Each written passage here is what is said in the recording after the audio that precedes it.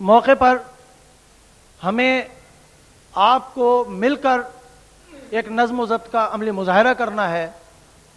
اس موقع پر جب حضور قبلہ عالم تقریر فرمائیں اس وقت کسی قسم کے نعرے یا کچھ ایسے معاملات جس میں جو ہے نا ڈسٹربنس آئے وہ آپ لوگوں نے نہیں کرنا ہے۔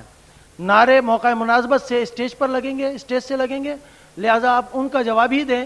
اگر اس میں نیچے سے بھی آوازیں آتی رہیں تو خلل پڑے گا تقریر کے اندر۔ ہمیں خاموشی سے سرکار کے خطاب کو سماعت فرمانا ہے اور سننے کے بعد زندگی کے لیے ایک سرمایہ حیات سمجھ کر اس پر عمل درآمد بھی کرنا ہے۔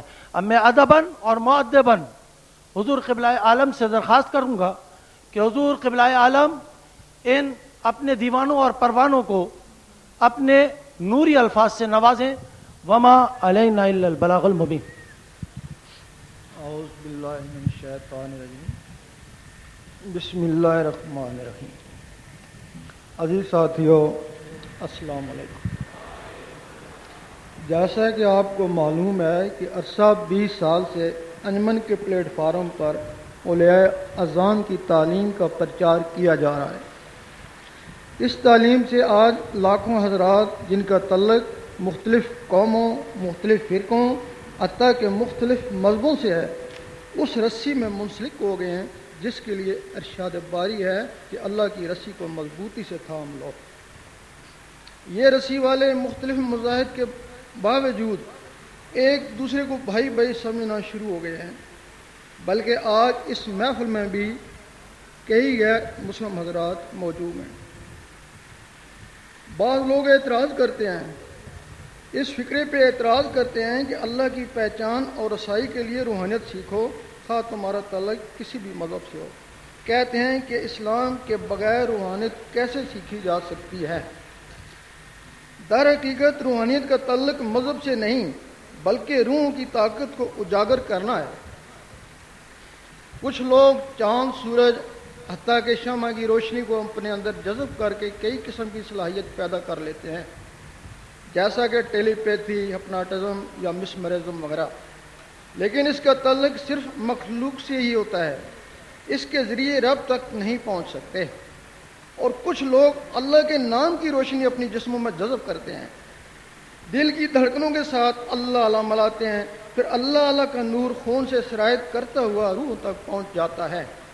پھر روحیں نور کی طاقت سے صلاحیت پیدا کر لیتی ہیں، پھر خواب، مراقبے یا مکاشفے کی صورت میں انہیں رحمانی آگاہی ہونا شروع ہو جاتی ہے اور مختلف مقامات پر تیر سیر کے لیے بھی پہنچ جاتی ہیں۔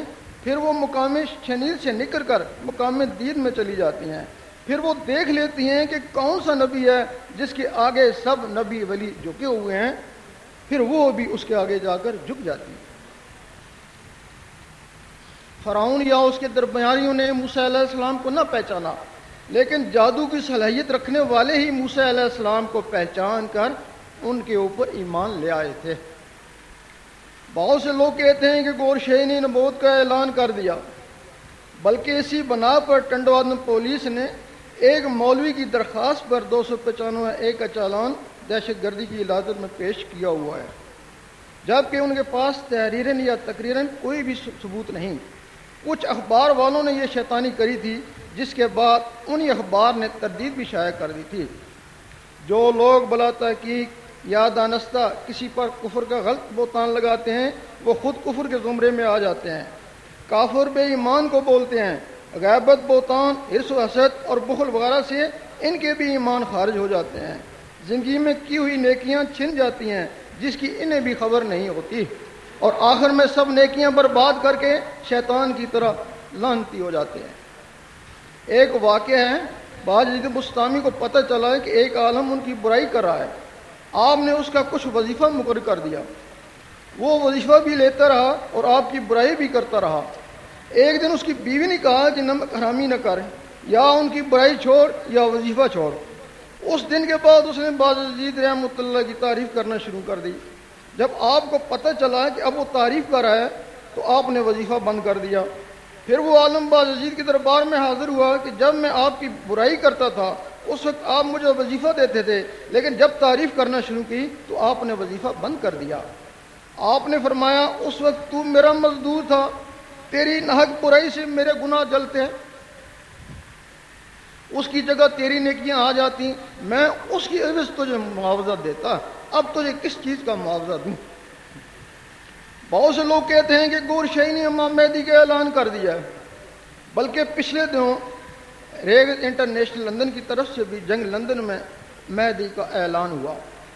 یہ خیال ان لوگوں کے اپنے ہیں جو انہوں نے اپنے مشاہدات یا تجربات کی روشنی میں بیان کیے، صحیح بھی ہو سکتے ہیں اور نظروں کا دھوکہ بھی ہو سکتا ہے، بہرحال اس کا جواب وہی دے سکتے ہیں۔ میں نے خود کو کبھی امام مہدی نہیں سمجھا، نہ ہی کبھی ایسا اعلان کیا ہے، بلکہ لوگوں کو امام مہدی کی نشانیاں بتاتا رہتا ہوں کہ جس طرح حضور پاک کی پشت پر کلمے کے ساتھ مہر نبوت تھی، اسی طرح امام مہدی کی پشت پر کلمے کے ساتھ مہر مہدیت ہوگی۔ لیکن جب چاند، سورج، حجر اسود، شیو مندر، امام باہرگاہ